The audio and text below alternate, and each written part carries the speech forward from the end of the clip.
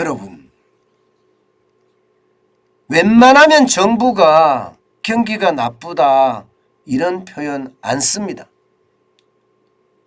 경기가 나쁘다는 표현을 쓰게 되면 내가 국가 운영을 잘못했다는 것을 시인하기 때문에 절대로 경기가 나쁘다 이런 표현은 쓰지 않는 것이 일반적입니다.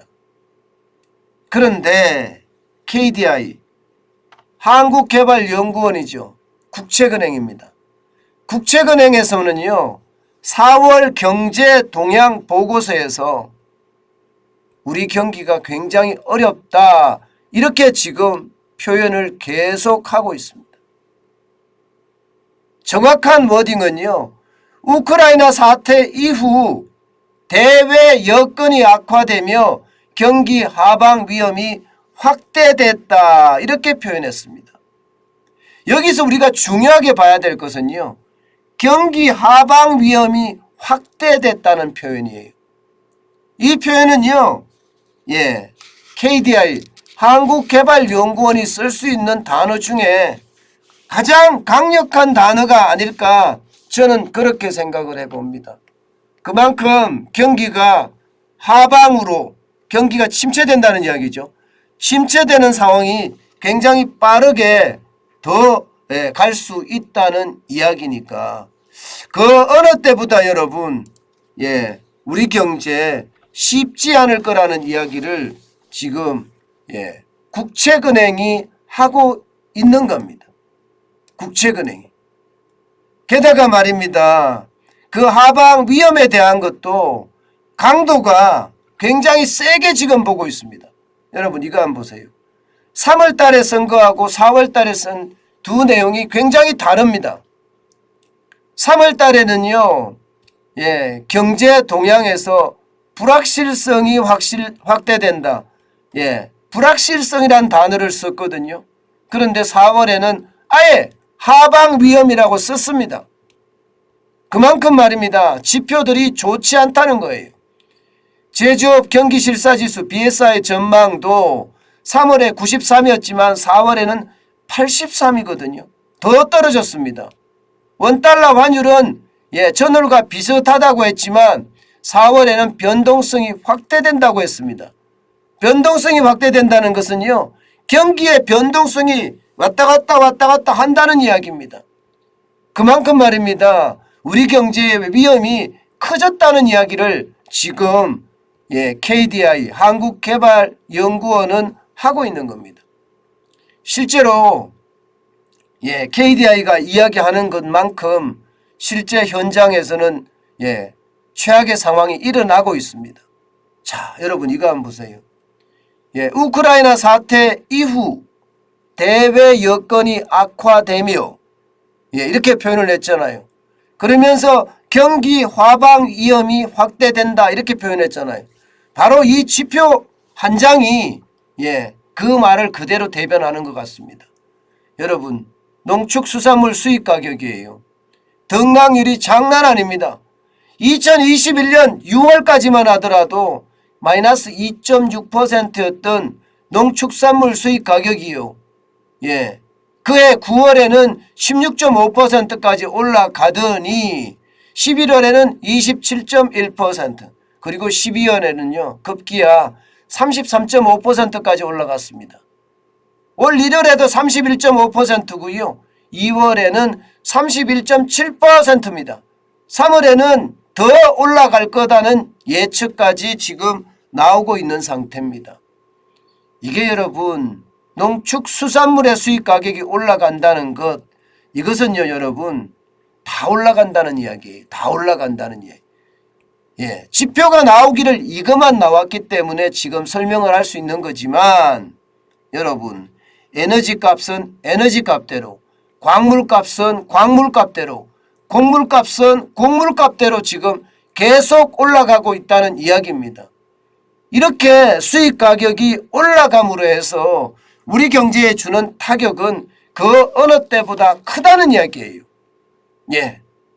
여러분도 알다시피 지금 밖에 나가서 뭘 하나라도 살라 치면 안 오른 게 없다고 그러잖아요. 내 소득만 오르지 않고 나머지는 다 올랐다 이렇게 이야기할 정도로 물가의 어떤 상승률 굉장히 커지고 있습니다. 그러니까 소비자 물가 자체까지도 지금 4%까지 올라갔잖아요. 4.1%까지. 수입 물가 가격이 올라가면 우리나라는요 소비자 물가가 올라갈 수밖에 없어요. 바로 이 부분에 대해서도 한국개발연구원은요 하방 위험이 커지는 요소 중에 하나가 소비자 물가 상승률이다 이렇게 이야기하고 있습니다.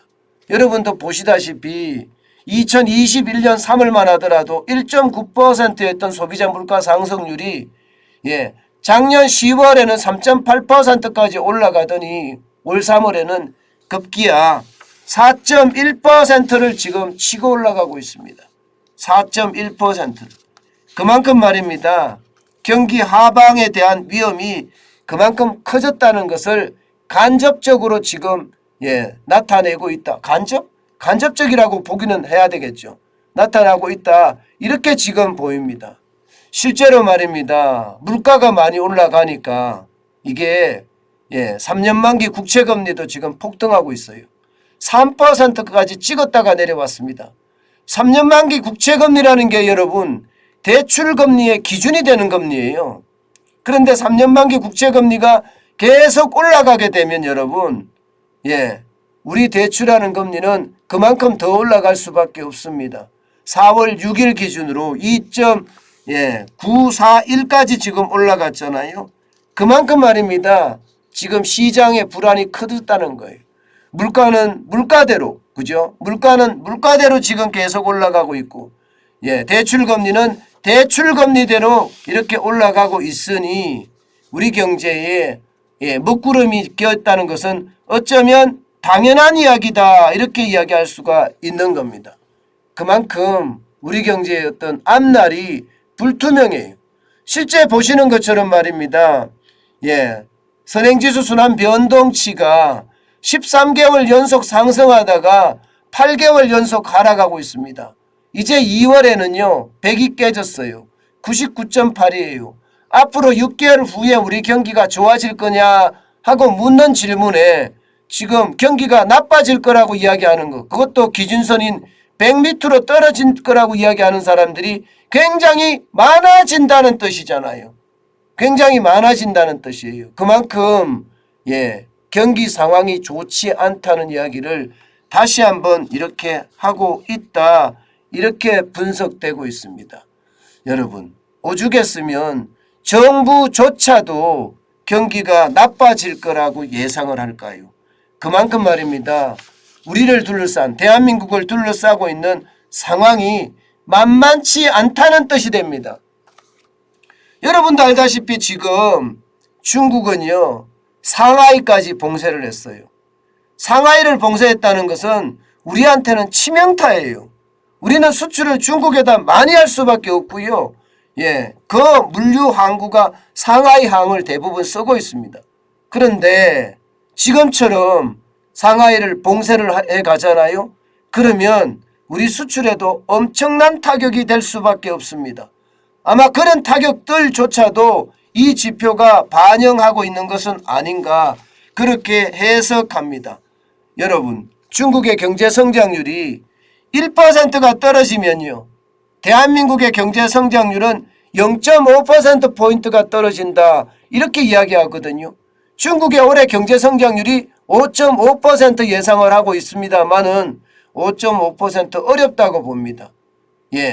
지금 경제기관마다 다르지만 5% 밑으로 성장할 가능성이 크다 이렇게 읽고 있거든요. 그런 상황이라면 우리도 경제 성장률 자체가 적어도 0.5%포인트는 아니지만 0.25%포인트 정도는 중국의 어떤 성장률 둔화가 우리에게도 치명상을 주겠다. 0.25%포인트가 떨어지니까 성장률 자체가 그만큼 떨어지니까요. 그래서 위험의 어떤 상황에 놓여 있다 이렇게 지금 표현하고 있습니다. 여러분 그 어느 때보다 경제 전망치 그에 대한 지표들은요 계속 좋지 않은 방향으로 가요. 좋은 방향으로 가고 있는 게 별로 없습니다. 그래서 조금은 안타까워요.